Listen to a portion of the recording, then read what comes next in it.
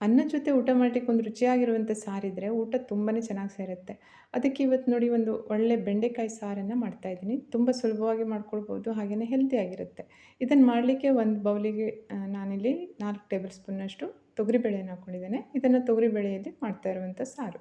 ಆ ಬೇಳೆಯನ್ನು ಮೊದಲು ಚೆನ್ನಾಗಿ ತೊಳೆದು ಆನಂತರ ಅದನ್ನು ನೀರನ್ನೆಲ್ಲ ಚೆಲ್ಬಿಟ್ಟು ಮತ್ತೆ ಅದಕ್ಕೆ ನೀರನ್ನು ಹಾಕಿ ಒಂದು 10 ನಿಮಿಷ ಇದನ್ನು ಹಾಗೆ ಬಿಡಬೇಕು. 10 ನಿಮಿಷದ ನಂತರ ಒಂದು ಕುಕ್ಕರಲ್ಲಿ ಈ ನೆನೆಸಿಟ್ಟಿರುವಂಥ ತೊಗರಿಬೇಳೆನ ಹಾಕ್ಕೊಳ್ಬೇಕು. ಎಷ್ಟು ಬೇಳೆ ಇದೆ ಅದರ 3 ಪಟ್ಟಷ್ಟು ನೀರನ್ನು ಹಾಕ್ಕೊಳ್ಬೇಕು. ಹಾಗೆಯೇ ಒಂದು ಅರ್ಧ ಟೇಬಲ್ ಸ್ಪೂನಷ್ಟು ಎಣ್ಣೆಯನ್ನು ಹಾಕಬೇಕು. ನಾನಿಲ್ಲಿ ಕೋಕೋನಟ್ ಆಯಿಲನ್ನು ಹಾಕ್ತಾಯಿದ್ದೀನಿ. ಹಾಗೆಯೇ ಅರ್ಧ ಟೇಬಲ್ ಸ್ಪೂನ್ ಉಪ್ಪು ಮತ್ತು 1/4 ಟೇಬಲ್ ಸ್ಪೂನ್ ಅರಿಶಿನ ಇವಿಷ್ಟನ್ನು ಹಾಕಿ ಮೀಡಿಯಮ್ ಫ್ಲೇಮಲ್ಲಿ 3 ವಿಸಿಲ್ ಕೂಗಿಸ್ಕೊಂಡ್ರೆ ಬೇಳೆ ಚೆನ್ನಾಗಿ ಬೇಯುತ್ತೆ. ಹಾಗೆಯೇ 8ರಿಂದ 10 ಬೆಂಡೆಕಾಯನ್ನು ಚೆನ್ನಾಗಿ ತೊಳೆದ್ಬಿಟ್ಟು ಅದನ್ನು ಬಟ್ಟೆಯಿಂದ ಒರೆಸಿ ಇಟ್ಕೊಳ್ಬೇಕು. ಅಂದರೆ ನೀರಿನ ಅಂಶ ಇರಬಾರ್ದು ಅದರಲ್ಲಿ, ಆ ರೀತಿ ಒರೆಸಿ ಇಟ್ಕೊಳ್ಬೇಕು.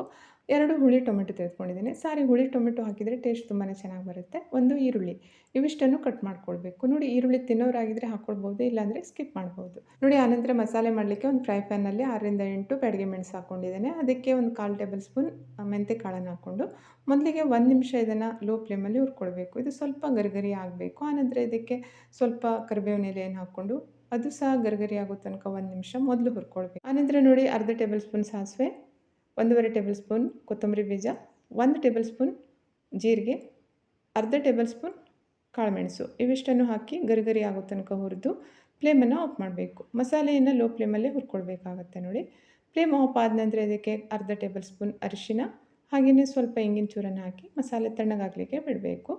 ಮಸಾಲೆ ಪೂರ್ತಿಯಾಗಿ ತಣ್ಣಗಾದ ನಂತರ ಅದನ್ನು ಒಂದು ಮಿಕ್ಸರ್ ಜಾರಲ್ಲಿ ಹಾಕ್ಕೊಂಡು ಅದ್ರ ಜೊತೆಗೇ ಒಂದು 2 ಟೇಬಲ್ ಸ್ಪೂನ್ನಷ್ಟು ಫ್ರೆಶ್ ತೆಂಗಿನಕಾಯಿ ತುರಿಯನ್ನು ಹಾಕ್ಕೊಂಡು ಸ್ಮೂತಾಗಿ ಗ್ರೈಂಡ್ ಮಾಡ್ಕೊಳ್ಬೇಕಾಗತ್ತೆ. ಜಾಸ್ತಿ ನೀರನ್ನು ಹಾಕ್ಕೋಬಾರ್ದು, ಸ್ವಲ್ಪ ನೀರನ್ನು ಹಾಕ್ಕೊಂಡು ಸ್ಮೂತ್ ಪೇಸ್ಟ್ ಮಾಡ್ಕೊಳ್ಬೇಕು.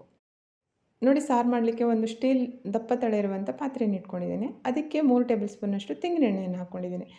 ನಾನು ಸಾಮಾನ್ಯವಾಗಿ ಅಡುಗೆಗೆ ತೆಂಗಿನ ಎಣ್ಣೆಯನ್ನು ಬಳಸ್ತೇನೆ. ನೀವು ಯಾವುದೇ ಎಣ್ಣೆ ಬಳಸ್ತಾ ಇದ್ದೀರಿ ಆ ಎಣ್ಣೆಯನ್ನು ಹಾಕ್ಕೊಳ್ಬೋದು. ಎಣ್ಣೆ ಸ್ವಲ್ಪ ಗರಂ ಆದ ನಂತರ ಕಟ್ ಮಾಡ್ಕೊಂಡಿರುವಂಥ ಬೆಂಡೆಕಾಯನ್ನು ಹಾಕಿ ಲೋ ಫ್ಲೇಮಲ್ಲಿ ಇದನ್ನು ಫ್ರೈ ಮಾಡ್ಕೊಳ್ಬೇಕು. ಒಂದು 2ರಿಂದ 3 ನಿಮಿಷ ಇದನ್ನು ಚೆನ್ನಾಗಿ ಫ್ರೈ ಮಾಡ್ಕೊಂಡು ಆದ ನಂತರ ಅದಕ್ಕೆ ಕಟ್ ಮಾಡ್ಕೊಂಡಿರುವಂಥ ಈರುಳ್ಳಿಯನ್ನು ಹಾಕಿ ಮತ್ತೊಂದು 2 ನಿಮಿಷ ಇದನ್ನು ಲೋ ಫ್ಲೇಮಲ್ಲೇ ಫ್ರೈ ಮಾಡ್ಕೊಳ್ಬೇಕು. ನೋಡಿ, ಈರುಳ್ಳಿ ಮತ್ತು ಬೆಂಡೆಕಾಯಿ ಸರಿಯಾಗಿ ಬಾಡಿದ ನಂತರ ಅದಕ್ಕೆ ಕಟ್ ಮಾಡ್ಕೊಂಡಿರುವಂಥ ಟೊಮೆಟೊ ಮತ್ತು ಶುಂಠಿಯನ್ನು ಹಾಕಿ ಸರಿಯಾಗಿ ಮಿಕ್ಸ್ ಮಾಡಬೇಕು.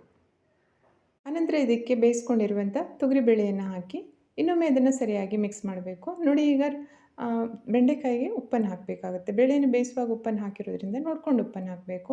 ಹಾಗೆಯೇ ಒಂದು 4 ಟೇಬಲ್ ಸ್ಪೂನ್ನಷ್ಟು ಹುಣಸೆಹಣ್ಣಿನ ರಸವನ್ನು ಹಾಕಿ ಸರಿಯಾಗಿ ಮಿಕ್ಸ್ ಮಾಡಬೇಕು. ಗ್ಯಾಸ್ ಫ್ಲೇಮನ್ನು ಮೀಡಿಯಮಲ್ಲಿಟ್ಟು ಮುಚ್ಚಿ ಇದನ್ನು ಒಂದು 4ರಿಂದ 5 ನಿಮಿಷ ಬೇಯಲಿಕ್ಕೆ ಬಿಡಬೇಕು. ನೋಡಿ, ಬೆಂಡೆಕಾಯಿ ಚೆನ್ನಾಗಿ ಬೆಂದಿದೆ. ಈ ಬೆಂಡೆಕಾಯಿ ಹೋಳುಗಳು ಉಂಟಲ್ಲ, ಅದು ಕರ್ಗೋಗಬಾರ್ದು. ಗಟ್ಟಿಯಾಗಿದ್ದರೆ ತಿನ್ಲಿಕ್ಕೆ ತುಂಬಾ ಚೆನ್ನಾಗಾಗುತ್ತೆ. ಆನಂತರ ಗ್ರೈಂಡ್ ಮಾಡ್ಕೊಂಡಿರುವಂಥ ಮಸಾಲೆಯನ್ನು ಹಾಕಿ ಸರಿಯಾಗಿ ಮಿಕ್ಸ್ ಮಾಡಬೇಕು. ಸಾರಿನ ಕನ್ಸಿಸ್ಟೆನ್ಸಿ ಯಾವ ರೀತಿ ಬೇಕೋ ಆ ರೀತಿ ಇಟ್ಕೊಳ್ಬೋದು. ಅದಕ್ಕೆ ಅನುಗುಣವಾಗಿ ನೀರನ್ನು ಹಾಕ್ಕೊಳ್ಬೇಕು. ನಾನಿಲ್ಲಿ ಅನ್ನಕ್ಕೆ ಊಟ ಮಾಡ್ಲಿಕ್ಕೆ ಮಾಡ್ತಾ ಇರೋದ್ರಿಂದ ಸ್ವಲ್ಪ ತೆಳ್ಳಗೆ ಮಾಡ್ತಾಯಿದ್ದೀನಿ. ಯಾಕೆಂದರೆ ಅನ್ನದ ಜೊತೆ ಊಟ ಮಾಡುವಾಗ ಸಾರು ಸ್ವಲ್ಪ ತೆಳ್ಳಗಿದ್ರೆ ಊಟ ಮಾಡ್ಲಿಕ್ಕೆ ಚೆನ್ನಾಗಾಗುತ್ತೆ.